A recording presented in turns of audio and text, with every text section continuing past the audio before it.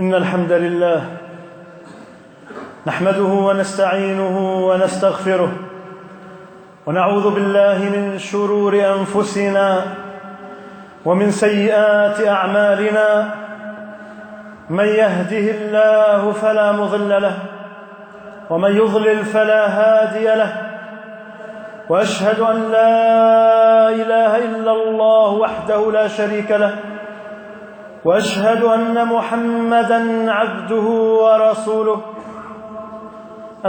أما بعد، فيا عباد الله، إن خير الكلام كلام الله، وخير الهدي هدي محمد صلى الله عليه وسلم، وشر الأمور محدثاتها، وكل محدثة بدعة، وكل بدعة ضلال، وكل ضلالة في النار.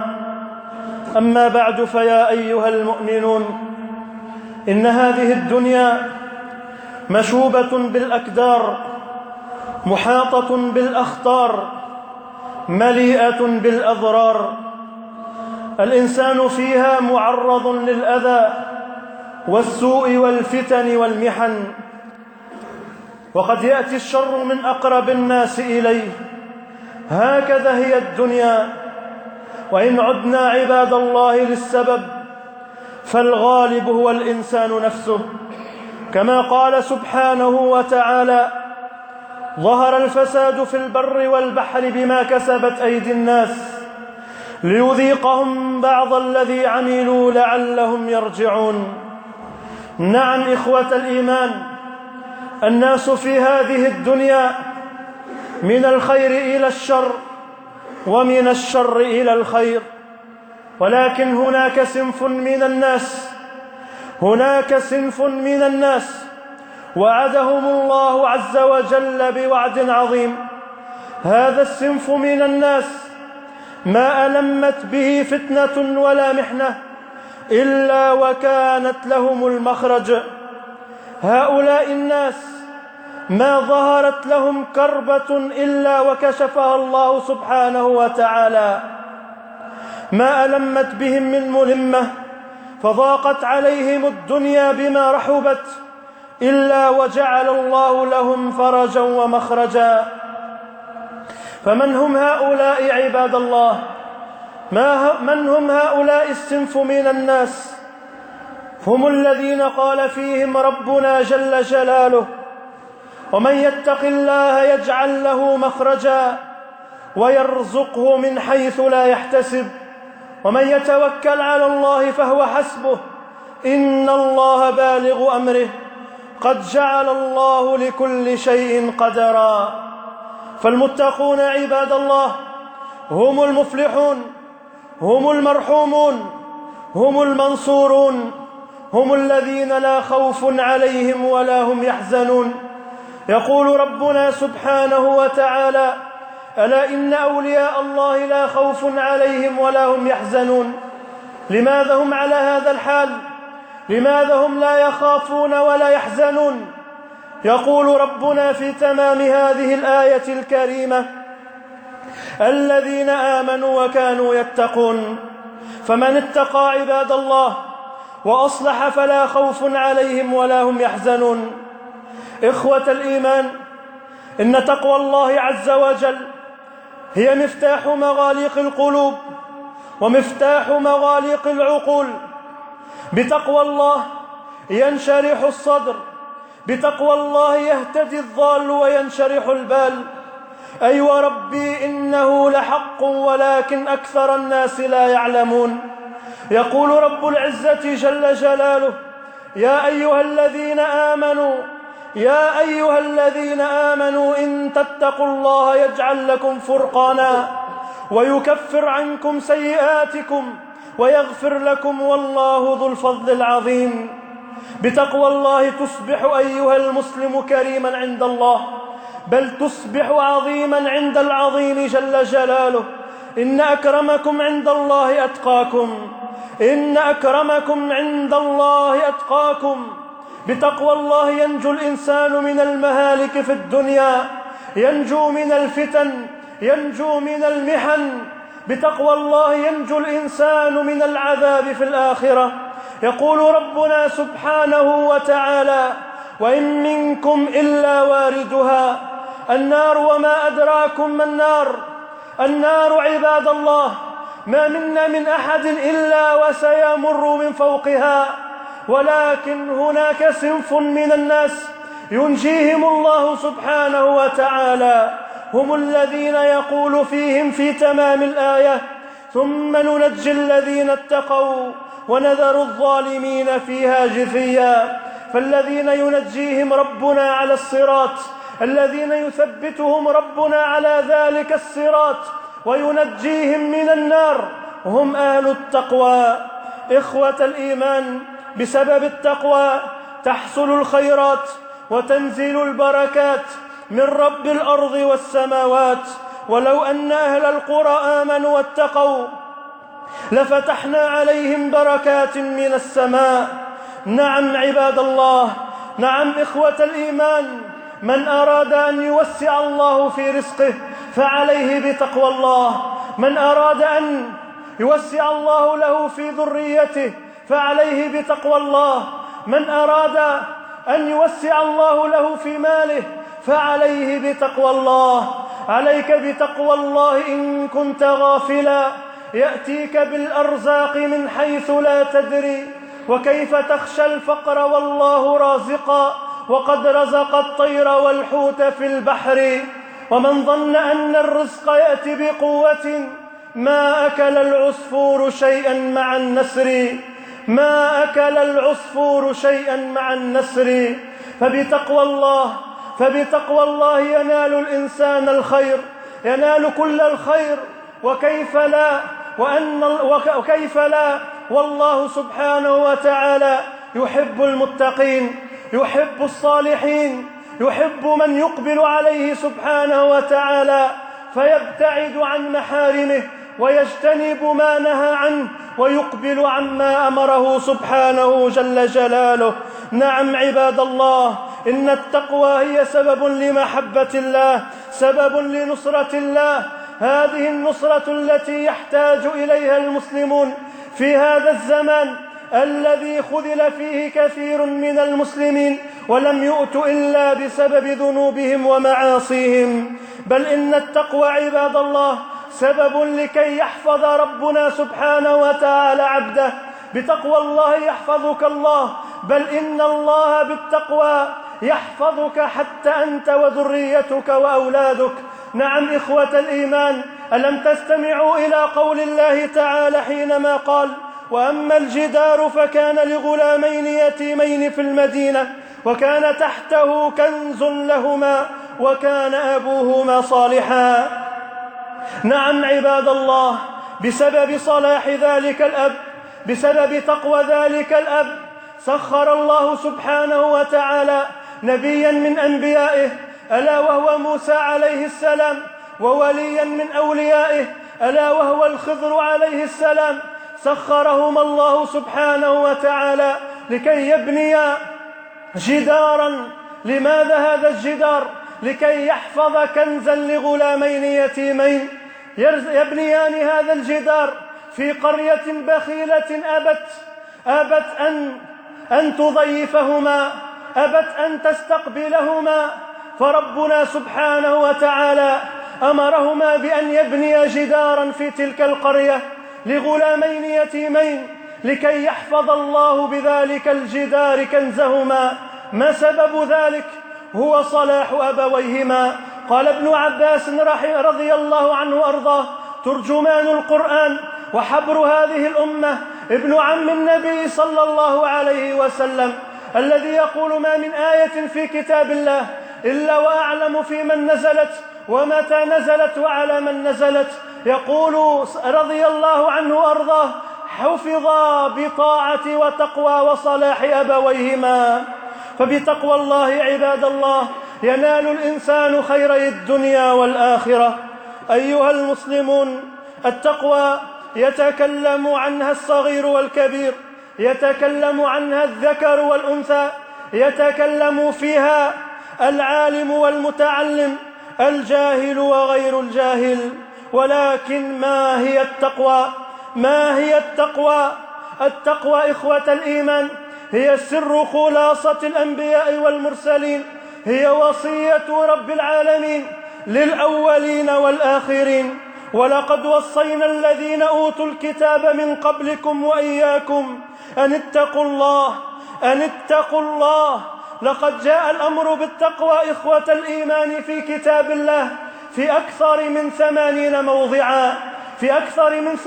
موضعا ذكرت التقوى. وإن دل ذلك إخوة الإيمان دل على عظم هذا الأمر العظيم، دل على عظم التقوى في حياة الإنسان وفي جميع شؤونه في الدنيا وفي الآخرة. ولكن يبقى السؤال مطروحا: ما هي هذه التقوى وما هي حقيقتها؟ هل التقوى هي الصلاة والصوم فقط؟ هل التقوى هي حسن الخلق؟ هل التقوى هو ما يصف به الناس بعضهم هذا مصلي وهذا مزكي؟ إخوة الإيمان، كل ذلك من التقوى، ولكن التقوى ومعناها وحقيقتها هو أعم من ذلك وأشمل. نعم عباد الله، لقد عرف أهل العلم فقالوا: التقوى أن يعبد الله فلا يعصى، وأن يذكر فلا ينسى، وأن يشكر فلا يكفر. التقوى هي الخوف من الجليل، والعمل بالتنزيل، والرضا بالقليل، والاستعداد ليوم الرحيل. الخوف من الجليل أن تخاف الله سبحانه وتعالى فتخلص له النية، تخلص في أعمالك، تخلص في أقوالك، فلا تشرك بالله شيئا، لا شركا صغيرا ولا شركا كبيرا ولا خفيا، تخاف من الله في السر والعلن.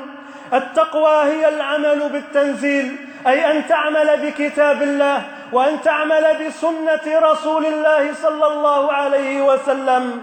التقوى إخوة الإيمان هي أيضا الرضا بالقليل، أن ترضى بما قسم الله لك من الأرزاق، أن ترضى بما قسم الله لك من الأزواج، أن ترضى بما قسم الله لك من الأولاد، أن تصبر على الابتلاء، أن تصبر على المحن، كل ذلك من التقوى. والتقوى أيضا هي الاستعداد ليوم الرحيل. وما أدراك ما يوم الرحيل؟ إنك ميت وإنهم ميتون. نعم، كلنا سنموت، وكلنا سندخل إلى ذلك القبر، وكلنا سنقف بين يدي الله جل جلاله. أغفلت عن ذلك؟ فلذلك يجب عليك يا عبد الله أن تستعد لذلك اليوم، أن تستعد لذلك اليوم الذي تشيب فيه الولدان، التي تضع فيه كل ذات حمل حملها، الذي ترى فيه الناس سكارى وما هم بسكارى. فعليك بتقوى الله أيها المسلم في كل أحوالك وفي كل زمان وفي كل مكان. لذلك قال أهل العلم أن التقوى هي أن تجعل بينك وبين عذاب الله واقيا، وتجعل بينك وبين عذاب الله وقاية، أن تجعل بينك وبين غضب الله وقاية، أن تجعل بينك وبين النار وقاية، أن تجعل بينك وبين الذنوب حاجزا ومانعا قويا، فلا يراك الله سبحانه وتعالى، لا يراك علام الغيوب حيث نهاك، ولا يفتقدك حيث أمرك سبحانه وتعالى. إخوة الإيمان، إن الله جل جلاله قد ذكر صفات كثيرة للمتقين، فأعرني سمعك أيها المسلم، استمع معي يا عبد الله، وانظر كم صفة هي فيك، وكم صفة قد لبيتها في حياتك، وكم صفة قد أديتها حق أدائها حتى تكون من المتقين. يقول رب العزة جل جلاله: ليس البر أن تولوا وجوهكم قبل المشرق والمغرب، ولكن البر من آمن بالله واليوم الآخر والملائكة والكتاب والنبيين، وآتى المال على حبه ذوي القربى واليتامى والمساكين وابن السبيل والسائلين وفي الرقاب، وأقام الصلاة وآتى الزكاة، والموفون بعهدهم إذا عاهدوا، والصابرين في البأساء والضراء. وحين البأس أولئك الذين صدقوا وأولئك هم المتقون. أولئك الذين صدقوا وأولئك هم المتقون. فمن صدق الله فيما ذكر فهو بإذن الله من المتقين. إخوة الإيمان، إن تقوى الله واجبة على العبد في جميع أحواله، في سره وعلنه، في دينه ودنياه، في معاملاته مع ربه وفي معاملاته مع عباد الله، أولها مع أهله وأقاربه وجيرانه، في معاملاته في تجارته، في بيعه وشرائه، في مواعيده وفي مواثيقه. فبالله عليكم إخوة الإيمان، كيف يكون من المتقين من أهمل فرائض الله وضيعها وتجرأ على محارم ربه وانتهكها وأطلق لسانه في أعراض عباد الله المؤمنين ومشى بالنميمة واتصف بالكذب وارتكب الآثام؟ كيف يكون من المتقين من تجرأ على أكل أموال الناس بالباطل وأكل الربا وعامل الناس بالغش والخداع وبخس المكاييل والموازين؟ كيف يكون من المتقين من يخون أمانته؟ كيف يكون من المتقين من يرفع السلاح على أهل بلده؟ كيف يكون من المتقين من يخون ما أؤتمن عليه من ولاية أو عمل أو مال أو غير ذلك من الأمور التي جعل مؤتمنا عليها؟ بالله عليكم، كيف يكون من المتقين وربنا ونبينا صلى الله عليه وسلم يقول: المؤمن من أمنه الناس على أموالهم وأنفسهم، والمسلم من سلم المسلمون من لسانه ويده. أقول قولي هذا وأستغفر الله لي ولكم فاستغفروه، إنه هو الغفور الرحيم.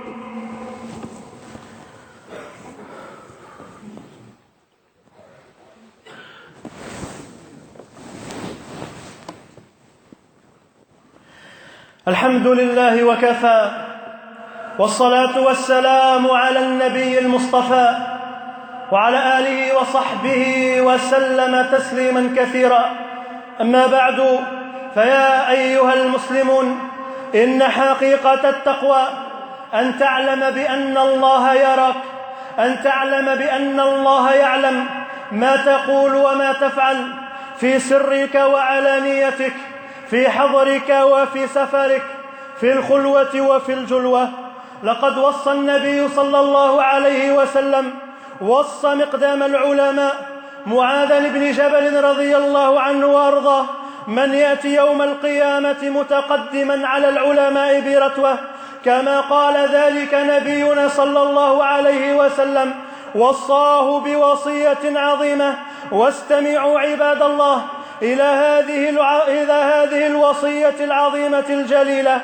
قال نبينا صلى الله عليه وسلم: يا معاذ، اتق الله حيثما كنت، واتبع السيئة الحسنة تمحها، وخالق الناس بخلق حسن.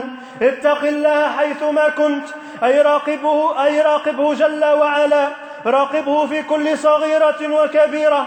تذكر عظمة الله، تذكر مراقبة الله لك، تذكر عقاب الله لك، تذكره ليلا ونهارا، حضرا وأسفارا. تذكر ربك جل جلاله، تذكره في كل لحظة، تذكره عندما تختلي بنفسك في الليل، تختلي بنفسك في الظلام، فإن الخذلان كل الخذلان يأتي من معاصي الخلوات. نعم إخوة الإيمان، لقد خلا رجل بامرأة صالحة، امرأة تريد الجنة، وهكذا هو المسلم، لا يعبأ بهذه الدنيا. المسلم همه هو أن يفوز برضا الله، هو أن يفوز بالجنة، فهي أفضل ما يفوز به الإنسان بعد النظر إلى وجه الله الكريم. خلا رجل بهذه المرأة الصالحة التقية، فأراد أن يزني بها، فنظر إليها وطلب منها ذلك، فقالت له: انظر من حولك، هل ينظر إلينا أحد؟ هل أحد من المخلوقات ينظر إلينا؟ نظر الرجل المسكين عن يمينه، نظر عن شماله، نظر إلى الأرض، نظر أمامه ونظر وراءه، رفع رأسه إلى السماء وقال: لا يرانا في هذا المكان إلا هذه الكواكب. فماذا أجابته هذه التقية الأبية النقية؟ قالت: إذا كانت الكواكب ترانا فأين مكوكبها؟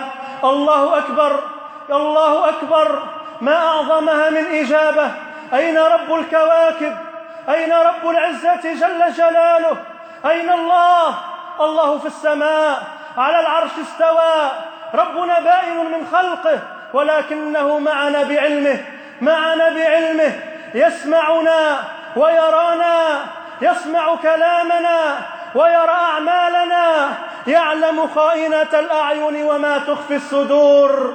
فإذا ما خلوت الدهر يوما فلا تقل خلوت، ولكن قل علي رقيب.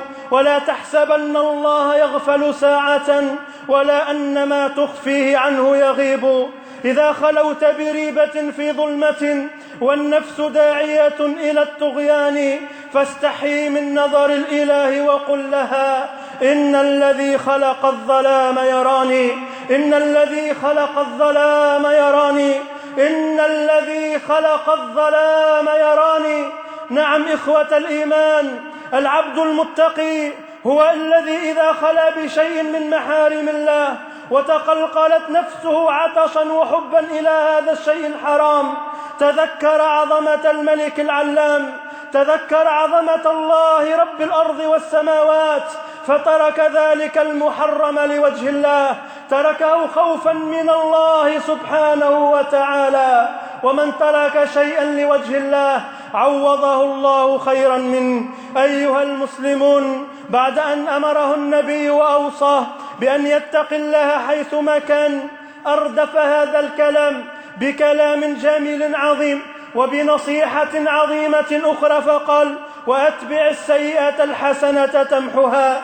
يعني أيها العبد، إذا جاءت لك النفس الخبيثة والأمارة بالسوء فراودتك عن فعل شيء محرم أو راودتك بشيء يغضب الله، فارجع إلى الله وتذكر مقام الله، وأقلع كما سمعنا من القصة، أقلع عن الذنب وابتعد عما يغضب الله.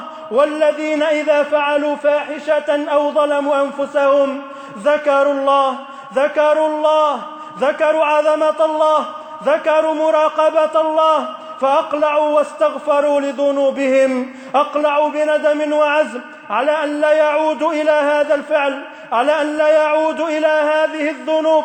فذلك هو التقي عباد الله، وذلك يبدل الله سيئاته حسنات. ثم يختم النبي صلى الله عليه وسلم بوصية عظيمة جليلة أخرى، ألا وهي: وخالق الناس بخلق حسن. بعد أن ذكر التقوى وبعد أن ذكر الإقبال على الطاعات ذكر حسن الخلق. لماذا إخوة الإيمان؟ لماذا ذكر حسن الخلق في هذا المقام؟ لا لشيء إلا لأن التقوى وحسن الخلق متلازمان لا ينفصلان. فالتقوى هي الشجرة وحسن الخلق هي الثمرة. وخالق الناس بخلق حسن أرشده صلى الله عليه وسلم كيف يتعامل مع الناس، وأن الخلق الحسن هو الذي ينبغي للمسلم أن يتعامل به مع إخوانه المسلمين. خلق حسن: بذل للمعروف وكف للأذى، تحمل للإساءة من الناس، سعة الحلم ورحابة الصدر، ابتسامة في وجه الناس، ابتسامة في وجه الناس. إن ابتسامتك للناس، ابتسامتك لأخيك المسلم صدقة. نعم إخوة الإيمان، حسن الخلق هو تحمل الأخطاء والسعي في الإصلاح والتوجيه. خالق الناس بخلق حسن: اعط من منعك، سل من قطعك، واعف عمن ظلمك، وكن متواضعا لله محتسبا بما يصيبك في سبيل الله. هذه هي التقوى عباد الله، هذه هي حقيقة التقوى إخوة الإيمان. ومما يذكر في هذا المقام أن كثيرا من الناس في هذا الزمن إذا ذكرته بتقوى الله أو قلت له اتق الله اتق الله أخذته العزة بالإثم، غضب غضبا شديدا، تنتفخ أوداجه وكأنه أسد ضارم يريد أن يلتهمك، تقول له اتق الله ويقول لك ماذا فعلت، أو اذهب عني فلا أريد سماعك. وهذه عباد الله ليست من صفات المؤمنين، بل ذكرها رب العالمين بأنها من صفات المنافقين. حذرنا النبي من ذلك وقال عليه الصلاة والسلام: وإن أبغض الكلام إلى الله أن يقول الرجل للرجل اتق الله، فيجيبه فيقول عليك بنفسك. ويقول ابن مسعود رضي الله عنه وأرضاه: إن من كبائر الذنوب أن يقول الرجل للرجل اتق الله، فيجيبه فيقول عليك بنفسك أنت تأمرني. هذا خطأ عظيم، والله جل وجلاله قد قال لنبيه ورسوله وأعظم خلقه وأعبد الناس وأفضل الناس وأشجع الناس، قال له: يا أيها النبي اتق الله. فيا أيها المسلم اتق الله فحافظ على صلاتك، اتق الله في جماعة المسلمين، فلا تخرج عليهم بالسيف ولا تسفك دماءهم ولا تقتل أبرياءهم. يا أيها المسلم اتق الله في أولادك، اتق الله في بناتك، فلا تجعلهن يخرجن كاسيات عاريات. لا تجعل أولادك يتربون عند الخادمين والخادمات. أنت المسؤول أمام الله، أنت المسؤول على أن تربيهم على كتاب الله وعلى سنة رسول الله. فاتق الله في زوجتك، اتق الله والزوجة في زوجك، فأنتما رأس المال كما قال أهل العلم. اتقوا الله جميعا أيها المسلمون. اللهم يا حي يا قيوم يا ذا الجلال والإكرام، اللهم اجعلنا من المتقين، اللهم اجعلنا من المتقين، اللهم اجعلنا ممن يتواصون بالتقوى فيما بينهم، اللهم اجعلنا ممن يتواصون بالتقوى فيما بينهم. اللهم اعز الإسلام والمسلمين وأذل الشرك والمشركين. اللهم عليك بأعداء الدين من الملحدين والمشركين والصليبيين واليهود الغاصبين. اللهم عليك باليهود الغاصبين، اللهم عليك باليهود الغاصبين، اللهم شتت شملهم، اللهم رمل نساءهم ويتم أطفالهم وانصر المسلمين عليهم. اللهم عليك بكل من يريد سوءا لهذه البلاد، اللهم عليك بالخوارج المارقين والعصاة المارقين، اللهم عليك بكل من يريد سفك دماء المسلمين بغير حق يا رب العالمين. اللهم ارحم موتانا، اللهم ارحم موتانا، اللهم ارحم موتانا وعاف مبتلانا، اللهم ارحم والدينا، اللهم ارحم والدينا وجازيهم عنا خير جزاء. اللهم ارحمنا فوق الأرض وتحت الأرض ويوم العرض عليك، إنك مجيب الدعوات. ولا يسعني في ختام هذه الخطبة إلا أن أشكر كل من ساهم في ترميم أو مساعدة هذا المسجد. نسأل الله سبحانه وتعالى أن يجعل صدقته صدقة جارية، إنه مجيب الدعوات. وسبحان ربك رب العزة عما يصفون، وسلام على المرسلين، والحمد لله رب العالمين.